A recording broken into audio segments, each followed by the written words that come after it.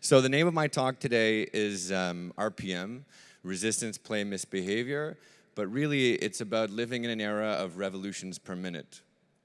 And Partisans is sort of engaged in this rush to design. And I'm going to start with our Irish twins, the Grotto Sauna, and if you have had a drink at the Watering Hole in Toronto Bar Revel, you know, these two images I think are symptomatic of an issue in architecture and design, which is that there are these sort of pornographic, beautiful images everywhere, but they betray the fact that there's like this giant nerd factor. You have to really geek it out to get there. And it's really about inventing technologies. And it all started when I moved back from Italy in 2011, 2010. And you know, after studying for 5 or 6 years, actually 10 years in architecture schools around the world, came back to my parents' house and they had a restoration hardware catalog open. And it's like, well, you've invested all this time and money into your child to learn about design, and you're still buying restoration hardware, tufted leather couches. Like, can we move on? Obviously, this is not a unique situation. These catalogs are all over the world. So I brought the catalog back to the office and said, well, what do we do with this, guys? We got to figure this out. Everybody wants tufted leather couches from restoration hardware. Can we do something with it? And so we sat down, and yeah, we wrote a script. We actually wrote a language so that we could carve tufted leather into any material. And we called it Tufted. And so we started carving all sorts of things like wood, marble. And in a way, we sort of stumbled into this as a sort of resistance to consumerism in the kind of classical sense. We wanted to move forward and beyond these sort of tropes that existed in consumer design culture and create a new language. And what we sort of discovered was that we would be doing this a lot, and that our design process ends up being obviously multifaceted with all sorts of media, but you end up writing, at least in our office, a lot of languages, computer languages, in order to translate our ideas into actual physical form. And you know, there's a kind of fight in architecture about, you know, between the scripters and the drawers and the sculptors, and you know, I think all that's sort of not really true. You have to have a manual dexterity, and so you for us have to sort of misbehave. And this idea that beauty emerges when design misbehaves is near and dear to our hearts. So lo and behold, a few years ago, a guy came to us and said he wanted to design a sauna. And in Canada, not many people know this, but we have a great heritage for building saunas. We had a huge migration of the Finns and the Norwegians, and sauna culture is big in Canada. And he gave us a piece of land that was one of the most amazing pieces of land in the Georgian Bay. Who here has been to the Georgian Bay, to the archipelago? It's one of the most spectacular pieces of geography in the world, really. And I think that being Canadian and being at Digifest is a kind of different way of looking at digital technology, because we have such a connection to the land. And to me, I mean, like, I'm not a tree hugger, but I love the kind of landscapes that we have in Canada. And this client gave us this landscape, and to really do justice to it, we didn't want to just draw a contour line drawing of it. We needed to draw it, we needed to know it. We needed to know every little nook and cranny of these stones that were shaped by glacial retreat 20,000 years ago. And these scans were the first foray into a new kind of surveying technology. And so Partisans really, through working on Union Station, discovered this 3D scanning technology because it's used for the construction industry to sue architects for leaving things out of their drawings. So they scan the buildings in 3D, and then they can go back after the building is done and be like, see, you missed this part. So we used it instead for scanning this rock. And in the end, what we wanted to create was a building that emerged from the stone and really drew the profile of the stone. And I know that's sort of strange, but the idea was to create an opening into the rock, and then you went inside, and that experience was all wood. And this was the image we sent them. This is a rendering. This isn't obviously what was built, but we showed this to our client, and they were bowled over by it, and they said, can you build this? And we said, why not? Sure we can. We had no idea what we were doing at the time, but what we did next was really invent the way to get there. And the way we got there was through sort of investigating wood. And wood is one of these primal materials, but fundamentally there's some things about it that are really handy to work with in a digital framework, you might say. It has grain, it has texture. All these things can kind of be controlled. And so what we did was we developed a way to optimize the grain of the wood, the layup of the wood, so that we could carve it to make it look like that space from one single tree. Now, obviously, there's no such thing as a tree that's 20 feet wide and 30 feet long, and it doesn't exist. But we could create the illusion of this giant tree with little pieces of wood. And so this was the construction technique. We built it in Toronto in a loading dock, and then we transported it to the Georgian Bay, and then this was the result. And there's a part of us that believes in the rigor of doing what you say you're going to do. What digital technology allows you is to simulate. But the question is, how do you actually take a simulation and make it the real thing? A lot of the things that happen in architecture today, like condos, we see these beautiful renderings with these glowing, wonderful glass facades, and then they end up not being so wonderful.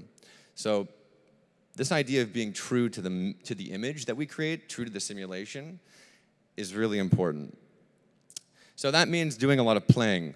I really wanted to be an artist when I was a kid, but my parents weren't so into that idea. And so I kind of got around that by working for people who were artists, really. And this is a picture of Yves Klein. And what I think is important about Yves Klein is that he invented his brush. He used fire to paint. And obviously I'm not likening Partisans to Picasso or obviously to Yves Klein, but I love this idea that architects can invent their own tools. And what I think technology allows us to do today is really rewrite those rules for what a tool is. And to get to Bar Raval, we basically had to rewrite the actual, I would say, mechanics of how an arm, the automobile industry has these giant robotic arms. We had to actually rewrite their script for how they move in three-dimensional space. Because to get to these kinds of textures for every single one of these panels, we had to simulate them. So when our client came to us, Grant Van Gam, a very fabulous chef with his incredible knowledge of Art Nouveau design and architecture, our challenge to take that to the 21st century was deep. It was an intense one. It was like jumping off a cliff. I mean, this is one of the most appreciated and understood aspects of design and architecture in history and eras. And so for us, to be asked to bring that to somewhere new was a huge responsibility. And so we had to do something special. And so what we actually did was rewrite the rules for how these machines are used. Because I think the problem with technology, it's a lot of the tail wagging the dog. What we don't realize when we're drawing in Adobe or drawing in AutoCAD or drawing in Revit or drawing in Rhinoceros is that all of these programs have built-in brains. And if we don't have the ability to tell them how they're constructing that line, they're going to tell us. And as designers, we have to resist that. It's like a revolution. We can't allow the software to be taken for granted because it's dangerous. We'll all be the same if we don't tell the software what we want. And so part of Partisans, when we started, was this naive idea that architecture had this political relevance. And I think that this idea of maybe pushing back against the software companies and saying, no, give us the ability to actually say what we want to do and control that line and give birth to it rather than just using your algorithm is really important. It's a little small revolution in a nutshell. So we've been working on all sorts of scales. This is Guilo. Guilo is a lighting series where we actually took digital LEDs and said, how do you change the source of light itself? How do you turn light into a drape? How can light be an adjective rather than a noun? And so we've been working with a company that makes optical acrylic and running into giant ovens and forming it in weird shapes. And so we've got a whole family of lights now that are going to be launching this fall at a series of shops across the country. But this idea of playing with matter and playing with technology, playing with your hands, getting dirty, maybe burning yourself a little bit, is sort of central to what we do. And this was a chandelier that's in a building in Toronto. These are about 8 feet tall, 10 feet tall, and 6 feet tall. I'm kind of rushing through this to get to my 15 minutes. So Union Station is this little project that I feel very fond of. And about 4 years ago, we were in the running to do the interior fit out of Union. And when our client came to us, they said, listen, this is an opportunity to do something extraordinary. And I said, yeah, it is. What do we do? And what do you want to do? And they didn't necessarily know. They just knew they had an opportunity. And so we said, well, why don't we reinvent what the train station is? Why does it have to be just about people coming and going? Why can't it be an actual destination unto itself? And they were like, it's a train station. I'm like, well, yeah, it is a train station, but imagine the opportunity. There's 100,000 people that are going to be living around this. Why don't we turn it into the center of the neighborhood? So we started to think about, instead of hundreds of thousands of people a day, what it would be like for one person a day.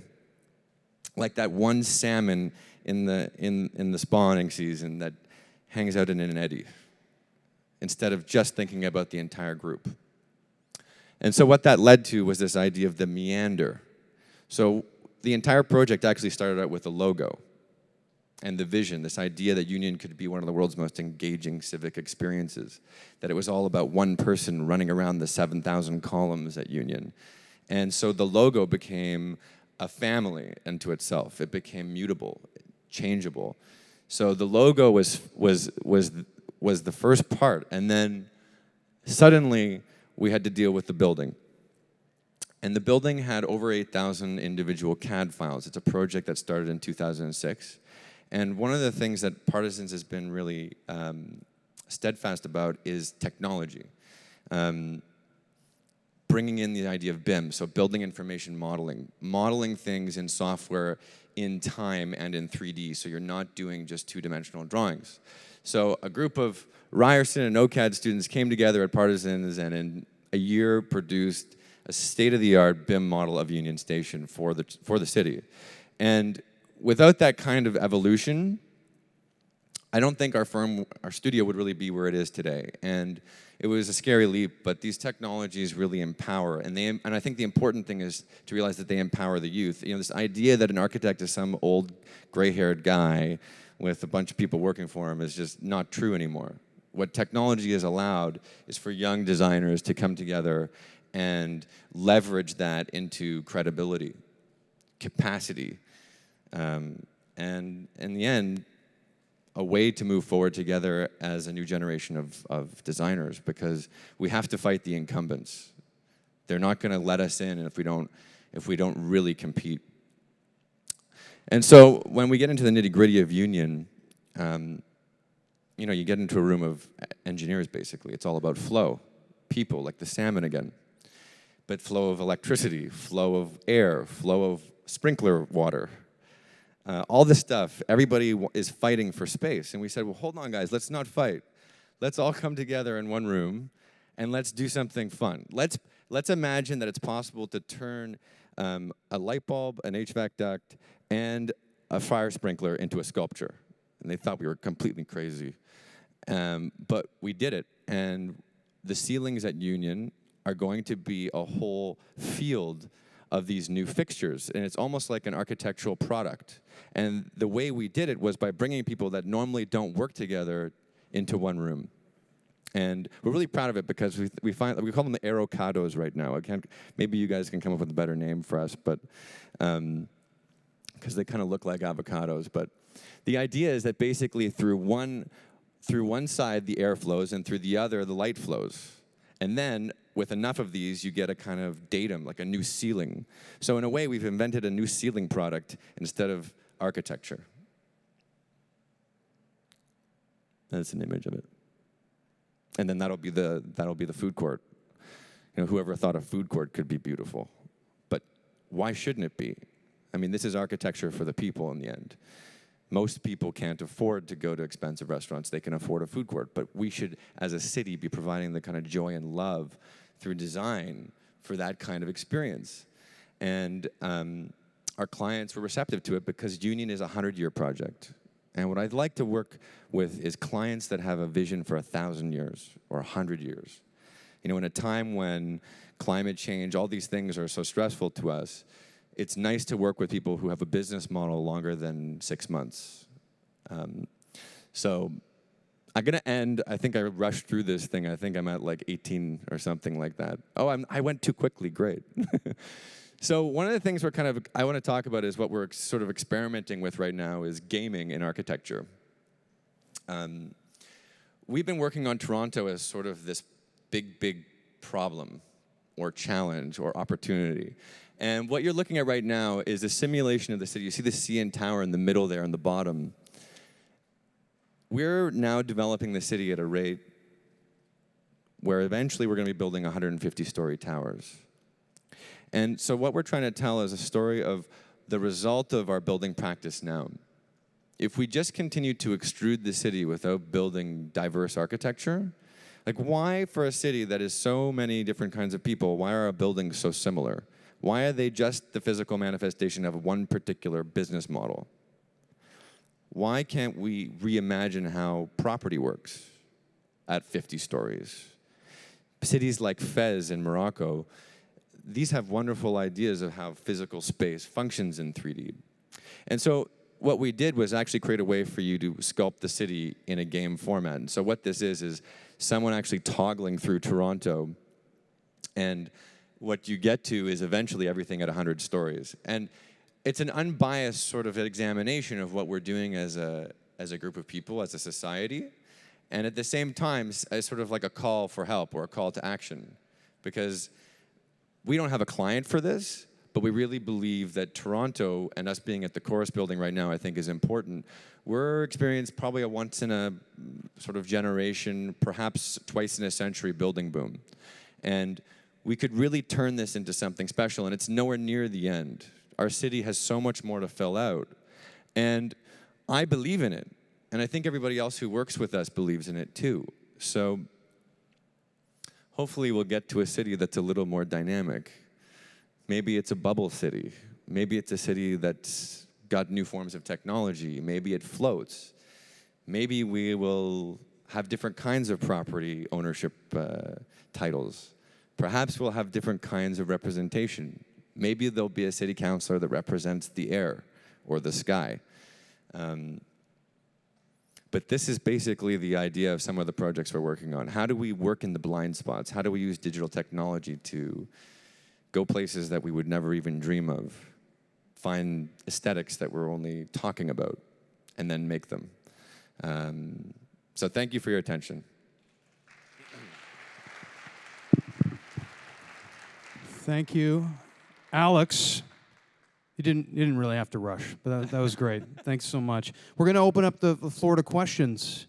If you have a question, raise your hand. We've got two lovely runners with microphones. Over there, raise your hands, runners. Ladies, there we go. If you have a question for Alex, please raise your hand. They'll come over and you can start a little dialogue. We've got about 10 minutes.